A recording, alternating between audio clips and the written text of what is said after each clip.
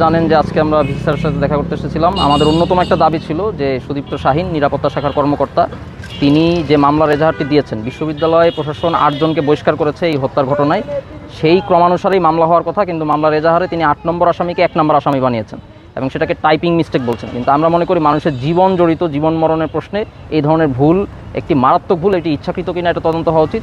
এছাড়া এটিও লক্ষ্য করা উচিত যে সুদীপ্ত শাহীন তিনি ইতিমধ্যে আরেকটি হত্যা মামলার আসামি, ছাত্র হত্যা মামলার আসামি। জুলাই মাসে যে সকল ছাত্র হত্যার ঘটনা ঘটেছিল সেরকম একটি মামলায় কিন্তু তিনি আসামি আছেন। এই অবস্থায় তিনি নিজে একটি মামলা দিচ্ছেন এবং সেই মামলায় তিনি যে তালিকাটি দিচ্ছেন এজাহার, সেই তালিকাটিতে উল্টাপাল্টা করছেন, গড়বড় করছেন। এখানে অবশ্যই সুষ্ঠু তদন্ত হওয়া উচিত, তার উদ্দেশ্য কি এটা বের করা উচিত এবং তার কোনো অসৎ উদ্দেশ্য থাকলে অবশ্যই তদন্তপূর্বক বিচারের আওতায় তাকে আনতে হবে। মহোদয়কে আমরা বলেছি যে এটির অবশ্যই ব্যবস্থা গ্রহণ করতে হবে, এটি খতিয়ে দেখতে হবে এবং তিনি আশ্বাস দিয়েছেন যে তারা এটি খতিয়ে দেখছেন এবং তারা এটি ব্যবস্থা নেবে। যে তদন্ত কমিটি হয়েছে এই ঘটনার জন্য, সেই তদন্ত কমিটিতেও এমন মানুষজনদেরকে যুক্ত করা হয়েছে যারা নিজেরাই আসলে অভিযোগকারী। এটি আসলে আইনগত জায়গা থেকে এটা একটা কনফ্লিক্ট অফ ইন্টারেস্ট, যে যারা আসলে অভিযোগ করছে তারাই আসলে সেটার তদন্ত করতে পারে কিনা। আমরা বিশ্ববিদ্যালয় প্রশাসনকে জানিয়েছি, বিশ্ববিদ্যালয় প্রশাসন আমার দাবিটা আমলে নিয়েছে। আমরা মনে করি যে বিশ্ববিদ্যালয় প্রশাসন এটির ব্যবস্থা নেবে।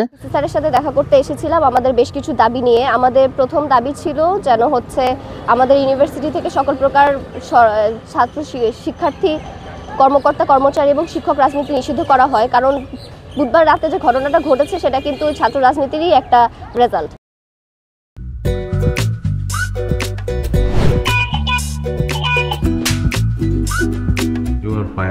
লোকটা একটা মেন্টাল। নিশ্চয়ই এই লোকটা প্রতিদিন বউয়ের সাথে উড়া ধুরা ঝগড়া করে আসে।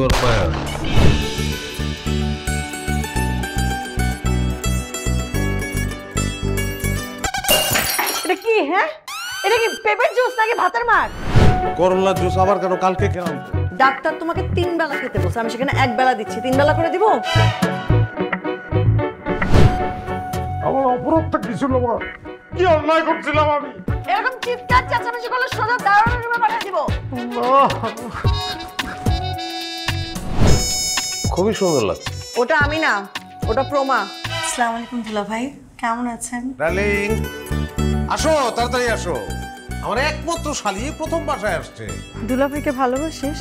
জানি না ভালোবাসি কিনা। মা থ্যাংক ইউ তোমারে, এত সুন্দর এত ভালো একটা বউ জুটায় দেওয়ার জন্য।